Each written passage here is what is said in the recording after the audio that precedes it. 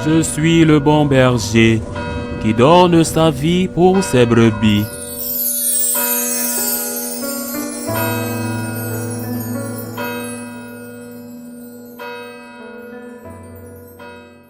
En ce temps-là, Jésus disait à ses disciples, « Je vous le dis, si votre justice ne surpasse pas celle des scribes et des pharisiens, vous n'entrerez pas dans le royaume des cieux. Vous avez appris qu'il a été dit aux anciens, « Tu ne commettras pas de meurtre. » Et si quelqu'un commet un meurtre, il devra passer en jugement. Eh bien, moi je vous dis, tout homme qui se met en colère contre son frère devra passer en jugement. Si quelqu'un insulte son frère, il devra passer devant le tribunal. Si quelqu'un le traite de fou, il sera passible de la gêne du feu. Donc, lorsque tu vas présenter ton offrande à l'autel, si là tu te souviens que ton frère a quelque chose contre toi, laisse ton offrande là devant l'autel, va d'abord te réconcilier avec ton frère et ensuite viens présenter ton offrande.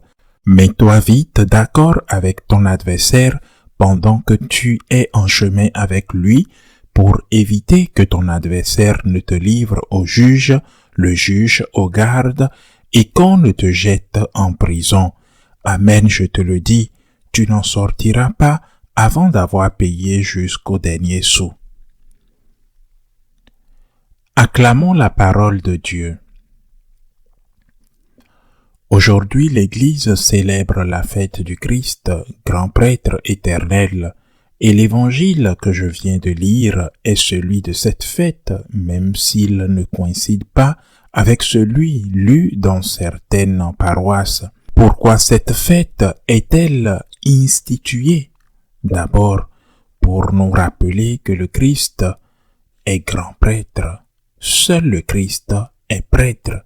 Les autres évêques, prêtres et diacres participent à ce sacerdoce comme on puise de l'eau d'une source dans un vase. Mais seul le Christ est le grand prêtre. Lui est la source. Seul le Christ est le bon pasteur et nous sommes tous ses brebis. Les prêtres, comme moi, les évêques, ne sont pas les prioritaires ou les propriétaires du troupeau. Ils sont les collaborateurs du grand prêtre, paître les brebis du troupeau qui appartiennent à Jésus. C'est lui qui dit à Saint-Pierre, « Paie mes brebis » et non « Paie tes brebis ». C'est la première chose que nous devons nous souvenir aujourd'hui. Par conséquent, si un prêtre ou un évêque nous déçoit par son comportement inapproprié, nous ne pouvons pas nous séparer de l'Église, car nous suivons le Christ et non le prêtre. Le Christ est notre grand prêtre et notre bon pasteur. Nous suivons le Christ et non ce prêtre qui nous a déçus de par son comportement. Nous devrions être plus inquiets si ce prêtre enseigne mal, car la plupart des laïcs manquent généralement de formation pour distinguer le bon du mauvais enseignement, alors que nous avons des atouts pour distinguer facilement le bon du mauvais comportement. Mais au niveau des enseignements, pas du tout. Mais je le répète, le Christ est le seul grand prêtre et le seul bon pasteur, et nous tous collaborons avec lui pour prendre soin de ses brebis, et notre devoir est de transmettre ses enseignements et non les nôtres. Puis, dans ce long texte rapporté uniquement par Saint Jean dans son évangile, le Seigneur aborde la question très importante que le Saint-Père Léon XIV a également voulu placer au cœur de la mission de vicaire du Christ. Il s'agit de l'unité. Jésus dit, « Père, qu'il soit un comme toi et moi sommes un, afin que le monde croie. » Ce sont les paroles du Christ. S'il n'y a pas d'unité, quelle évangélisation allons-nous faire? Quel message allons-nous prêcher? Si l'un dit que ceci est bien et l'autre dit que cela est mal, si dans une ville c'est permis et d'autres, c'est un péché. Si dans une paroisse, cette situation est tolérée et dans une autre interdite, que faisons-nous? Comment serons-nous attractifs lorsque nous sommes embourbés dans la confusion, la division et le doute? Mais on pourrait penser que cette unité peut être obtenue par le compromis. Tu cèdes sur ceci, je cède sur cela, un pacte. J'accepte ceci, je suis en accord avec cela. Mais toi, en retour, tu devrais céder sur tel point, sur tel accord. Ainsi, une certaine forme d'unité pourrait être atteinte. Mais est-ce là l'unité que désire le Christ? Avant de demander au Père l'unité entre ses brebis, comme lui et le Père sont un, avant de demander au Père d'être un, Jésus dit, sanctifie-les dans la vérité, ta parole est vérité.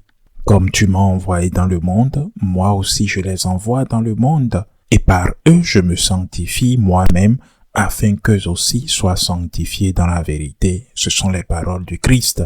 Il n'y a que unité dans la vérité. L'unité ne se réalise pas dans les concessions réciproques ou unilatérales. L'unité se réalise par la fidélité à la vérité. Nous ne pouvons pas faire de compromis au nom de l'unité ni accepter le mensonge. Ça ne serait pas l'unité que Dieu désire pour nous et que le Christ a demandé au Père. C'est pourquoi Jésus, dans un autre fragment, dit « Sanctifie-les par la vérité. Ta parole est la vérité. Sanctifie par la vérité. » Nous tous qui regardons le Christ, qui est la vérité.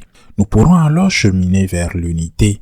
L'unité est possible lorsque nous regardons tous vers le Christ, lorsque nous essayons tous de l'écouter. C'est précisément ce qu'a déclaré récemment le cardinal Eijk d'Utrecht aux Pays-Bas. L'unité de l'Église ne peut être réalisée que dans le respect et l'obéissance de la vérité enseignée par le Christ.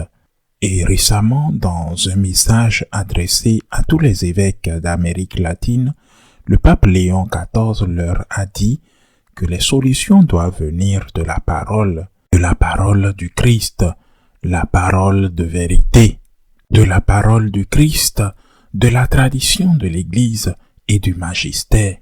Prions le Seigneur pour notre Église et pour nos prêtres aujourd'hui, pour notre Église afin qu'elle soit une, que nous soyons unis dans la vérité, pour nos prêtres afin qu'ils comprennent qu'ils ne sont pas les propriétaires du message, mais plutôt qu'ils participent au sacerdoce du Christ et que leur mission n'est pas de transmettre leur opinion, mais plutôt de transmettre l'enseignement du Christ sans le modifier, l'enseignement de l'Église sans le modifier.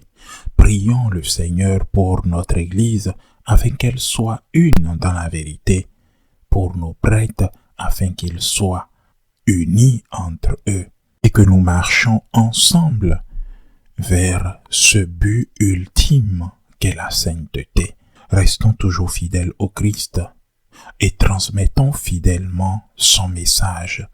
Ainsi soit-il.